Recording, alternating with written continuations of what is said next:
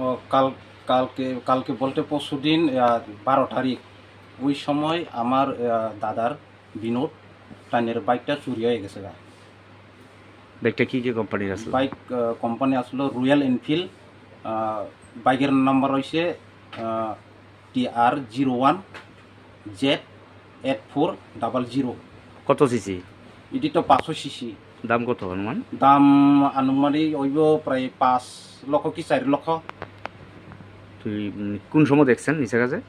নিশ্চিত যে আমরা তো 12 তারিখে প্রায় রাত্রে তো আমরা ঘুমাইছি প্রায় 10-11টার দিকে। তো ঘুমাইয়া পরে আমরা তো আর জানে না, জানার পরে প্রায় আমার সন্দেহ 1:30 আনুমানিক রাত্রে 1:30 চুরি লয়ে গেছে। আমার সকালে উঠে দেখছেন? সকালে উঠে দেখছেন? আমরা সকালে দেখা দেখলাম সাইকেলটা নাই। খুঁজছেননি? চতুর্দিকে খোঁজাখুঁজি করছেন? আমরা তো চতুর্দিকে খুঁজছি বলতে থানার গেছে, জিডি এন্ট্রি করছে। কোন থানা? ওই বিশ্রামগঞ্জ থানা। থানা কি কইছে? থানা কইছে তারা যতটুকু পারে আমরা চেষ্টা করুন। তারা আমরা দাদার বাড়িতে আয়া তারা ইনকোয়ারি করে গেছে। আপনার দাদা কি করে? আমার দাদা তো এগ্রিকালচার এগ্রি অ্যাসিস্ট্যান্ট চাকরি করে। বিশ্রামগঞ্জ সিপাহীজলা ডেপুটি ডাইরেক্টর অফিসে।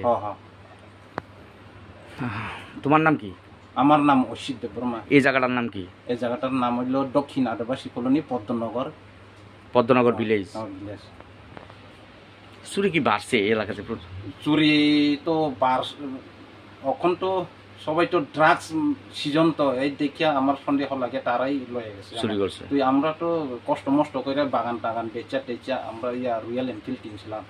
তুই এখন তো দিনে দিনে চুরি বাড়তেছে, তুই আমরা কেমনে চলতাম।